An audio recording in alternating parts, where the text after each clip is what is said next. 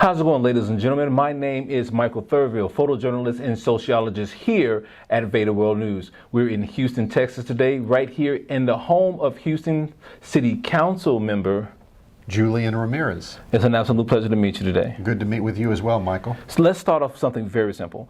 What was the inspiration that pushed you or propelled you to run for this position? Well, an interest in public safety. Okay.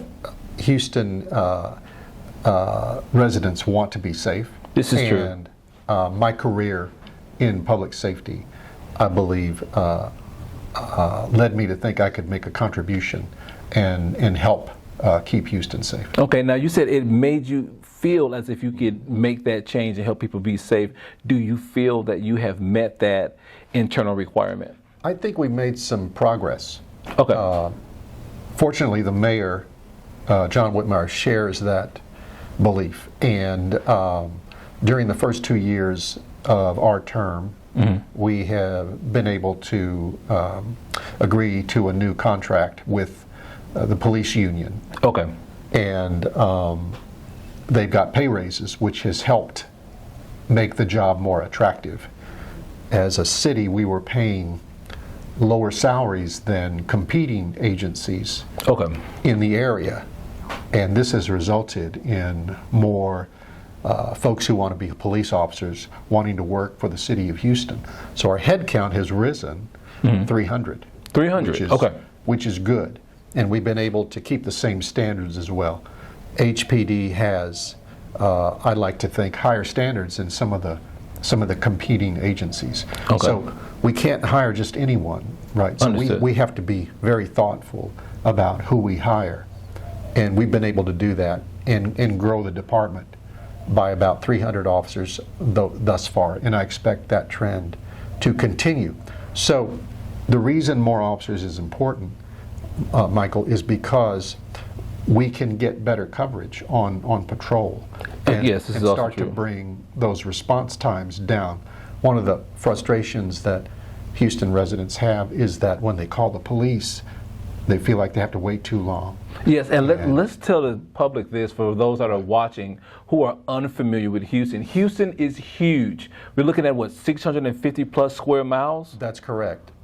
Houston goes from Clear Lake all the way to Katy almost, Kingwood, all the way down to, southwest Houston. Yes, it does. That's a lot of coverage, territory.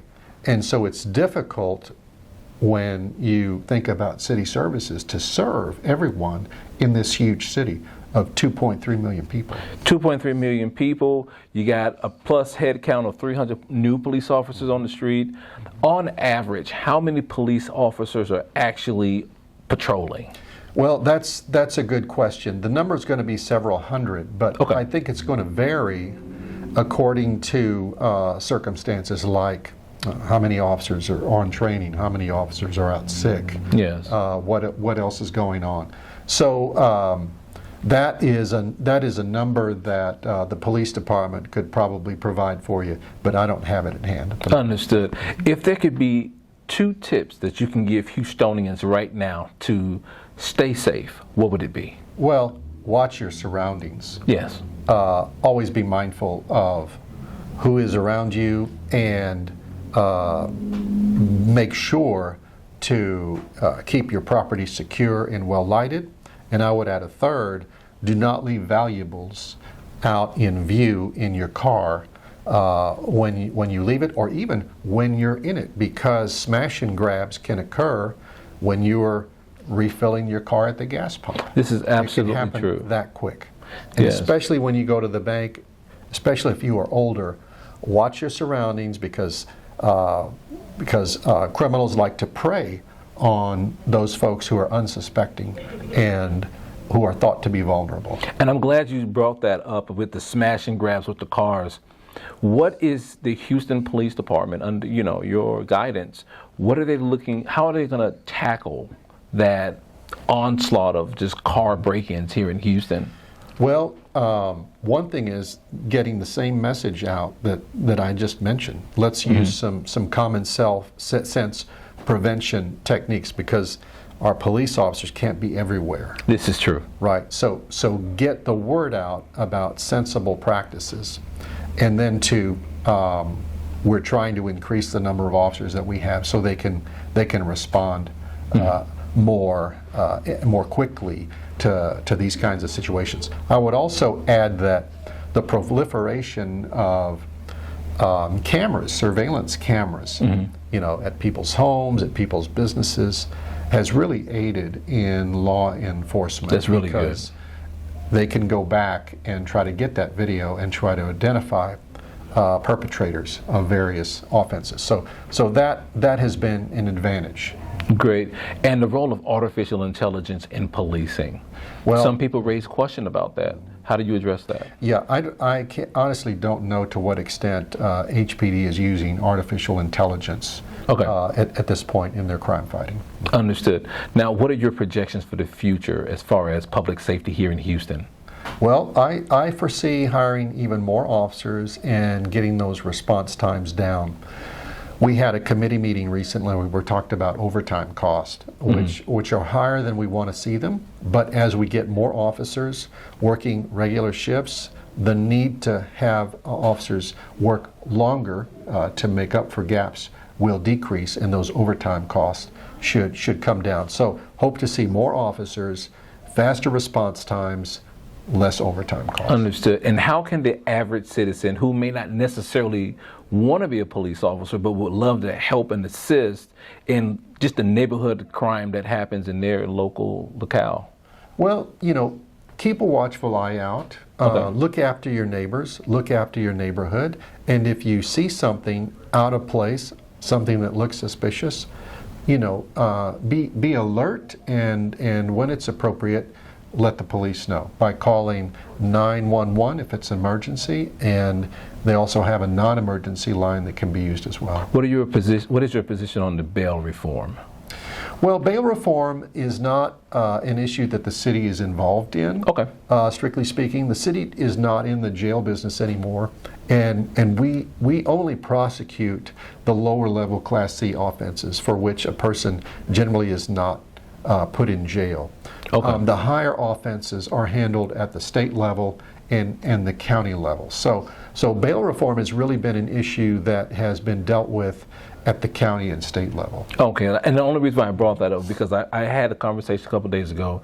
People saying, hey, we got these repeat offenders, like serious, hardcore repeat offenders that are getting off a little of nothing, oftentimes no bail, and going out and actually killing people. Well, elections matter. We hear that, but it's true. And so this is an election year where about half of our judges will be on the ballot. So I would strongly encourage Houstonians to investigate, learn about the candidates who are running for judge, and make informed choices, because yes, judges at the courthouse are an important part of the criminal justice system and our public safety apparatus. Understood. Are there any final tips, comments that you believe that the public should be made aware of? Well, the success of our police department depends upon cooperation and trust. I know that we've had much attention in this country devoted to ICE enforcement, but I want all Houstonians to know that they can trust the Houston Police Department and just encourage them to have that trust and call the police when they see a crime being committed, or when they see suspicious. A lot of people behavior. were very, hesitant to call local law enforcement, and it did come out that you guys would work with ICE on a limited basis if that person had a federal warrant or something like that. How true is that accurate, that statement? Yes, it's pretty accurate, and let me explain a couple things. One is how city government works. Our city government is not set up like the federal system is, where you have equal branches of government. The executive, the judicial, and the legislative. They're all co-equal in theory at the federal level. Not so at the city level. City government, the mayor is very strong by design, by the city charter. Strong mayor, relatively weaker council form of government. The mayor is the chief administrative officer, which means that he selects the directors for all the departments, employing 20,000 people. Council is legislative. We cannot administer, we cannot run the police department. That is up to the mayor and his team. Regarding ICE enforcement, over the last year and a half, it's been stepped up. That has been by federal policy. And so the contact that HPD will have with ICE is when a police officer encounters someone as a suspect or as a witness or victim, they will try to identify who that person is that they are talking to, that they're dealing with. And the means that they have to do that is they will run their identifiers, usually found on an identification of some kind, through a database, a national criminal database, right? So if in running that individual through the national database, a warrant pops up, they will call the agency that issued the warrant and ask them, you know, I have this person in front of me, they're showing this warrant, is that valid? Would you like that warrant to be acted upon, essentially? So that's a procedure they have followed for a long time. It's only been recently, like in the last year or so, that ICE has entered into the national database hundreds of thousands of additional warrants for an immigration administrative violation. Gotcha. So now when an officer runs someone, they are more likely to encounter an ICE warrant. Okay. A lot of attention, and I don't mean to get too detailed. No, here, you're but fine. A lot of attention has been given to, are these ICE warrants really valid warrants? Because traditionally we have thought of warrants as being signed by a judge. Yes. A neutral judge who doesn't work for law enforcement, doesn't work for defendants. He's sort of the referee, deciding whether evidence standards have been met, whether the rules have been followed, etc. These ICE warrants, for the most part, almost all of them, are issued not by a judge, a neutral judge, but by an immigration enforcement officer. So they're a different kind of warrant. Okay. Nonetheless, our courts have said that those different kind of warrants, those ICE warrants, do have legal effect and validity. And so our officers have been acting on those warrants. Do you believe that's where the confusion may have come from? Some confusion? Well, there has been some confusion on that, but there is law supporting the validity of those ICE warrants, under which our officers are sometimes forced by state law to act. So the increase in ICE enforcement action has occurred as ICE has dumped more of those warrants into the system. Still, if you look at the statistics, the number of times when an HPD officer has had to call ICE has been relatively small. It's been reported by the mayor's office that the number is about 75 over the course of a year.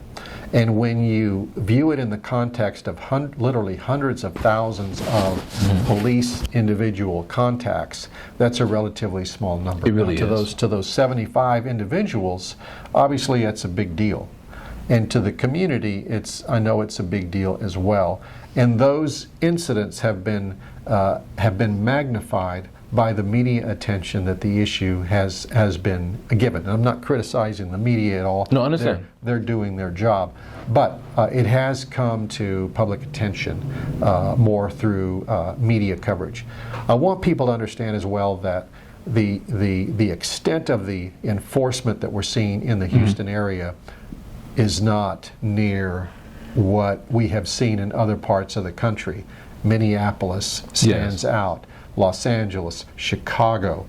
You know, those are areas where the immigration enforcement has been much stronger. Yeah, kind of aggressive. Much greater. I will also say, with regard to what the police department is doing or not doing with ICE, is that our police officers do not participate side by side with ICE agents in immigration enforcement.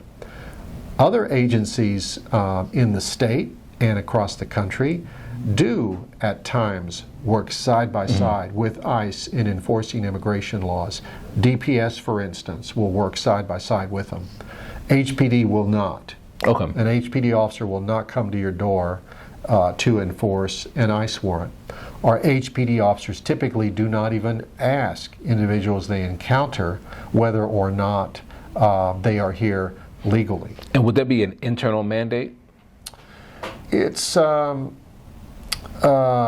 I don't know what their internal policies say. I think there might be something on point to that effect, for them to follow that practice, but I don't have it in front of me. Understood. Where can people find you?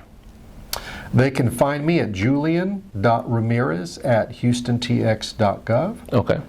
They can find me out in the community. Yes, they most certainly can. And on our city council meetings as well.